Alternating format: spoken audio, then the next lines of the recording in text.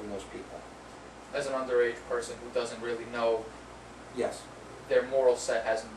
I Yes. understand what you're saying. So that's something you mentioned.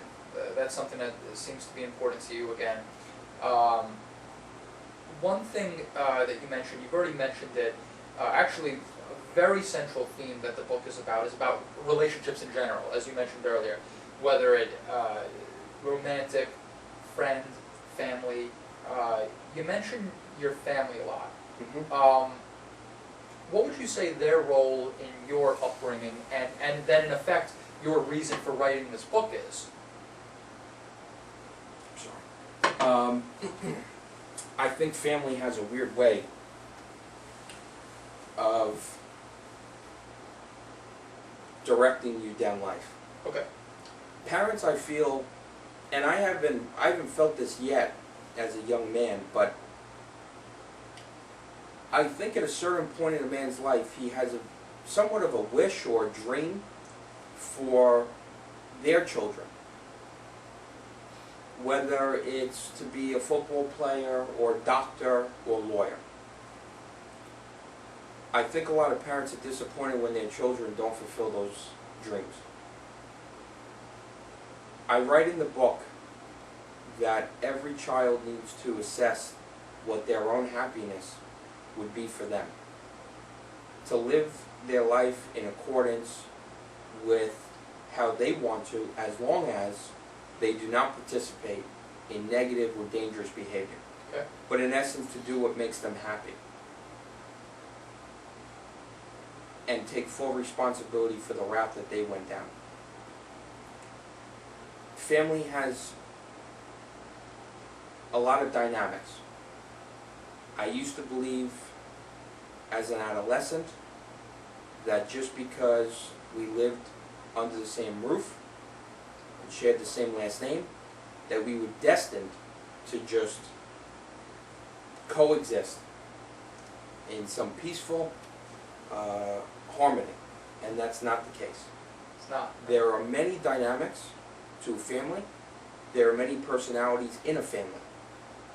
And you try your best to build up an understanding, a tolerance, and a belief that it is the different people in our lives that make us stronger. And that's where you get that first test at home. So. And aside from the home life, just you kind of delve into all the other relationships as well, friends, and you break it down into, there are so many different types of friends. Right. I think at that age, you're somewhat gullible. And I break it down into 4 groups. The first one, if you're lucky enough to have, is your real best friend. Someone who has been through the ups and downs, the good with the bad, the success and the failure, and has stayed with you time and time again.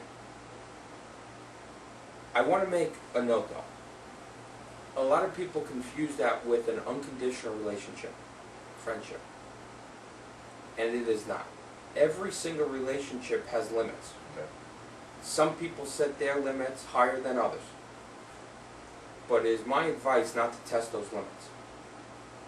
Some people will do things just because they feel they can get away with it, and that they have that unconditional support, and that's not the case. And I want to make that very, very clear in a friendship.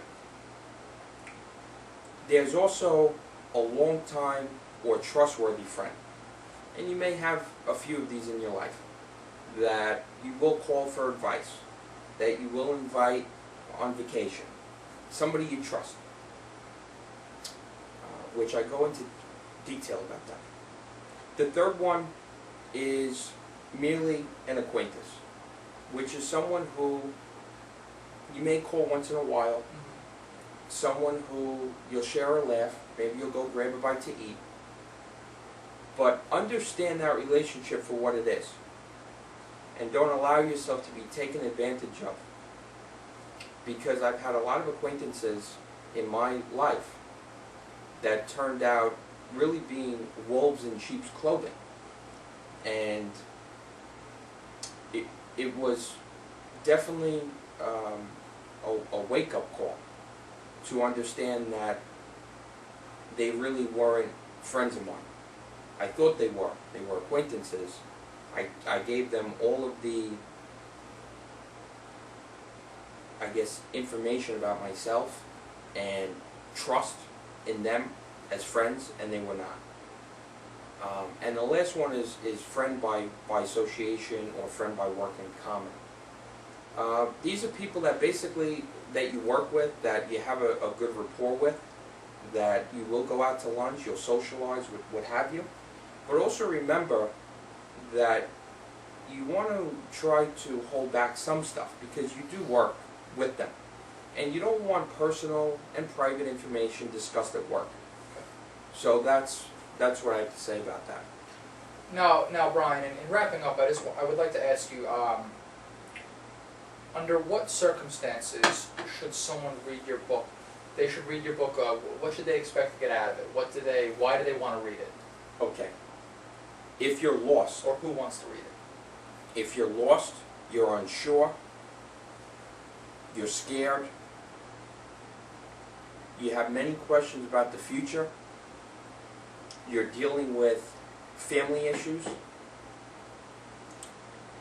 whether it's an issue of equality in the household or an issue of abuse, what have you, you're going to want to read my book. It makes you feel, possibly for the first time, that somebody understands, is listening, and is kind of guiding you in a way that may help you. Okay. Not that this book is about how you should conduct life. It's more a book about how you can conduct life. All right. Well, Brian, now you're going to be advertising this in the near future. Yes. Primarily, if people want to take a look at it, they can contact you. You have your contact information up, and via internet is where Yes. people can kind of get more information and Yes. get their hands on this. Yes. This video will be on You're Not Alone book on YouTube, and my website will be coming soon. Everything's spelled out. You're Not Alone Book. book. Correct. Okay. On YouTube.com. And you're also going to place the link. Do you have a Facebook page as well? Yes, I also have a Facebook page, and I will be placing that link on my Facebook page. One thing I want to get into is the entire literary agents and publishers for a moment. Oh, sure. Please talk about that. I have sent out a few letters to literary agents. Okay. And what seems to be the issue here is that publishers really don't want to speak with you unless you have an agent. Agents don't want to deal with you unless you've been published.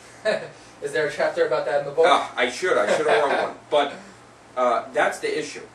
So I say to you, literary agents and publishers, this is a fantastic book. And please contact me. Go on my Facebook page. You can email me. Send me a message. And I'm sorry, do you want to just tell us right now, what was your email address again? Yes. My email address is n00702 @students.ncc.edu. All right, Brian Johnson, this has been a great interview, and I really can't wait to get your book out there. I think a lot of people will enjoy it very much and get a lot out of it. Thank you. And you will too. So pick up my book. It'll be in stores soon, hopefully. And the one thing I want to leave off is our only limitations in life are the ones that we set for us. Do not let anyone tell you how high you're going to go.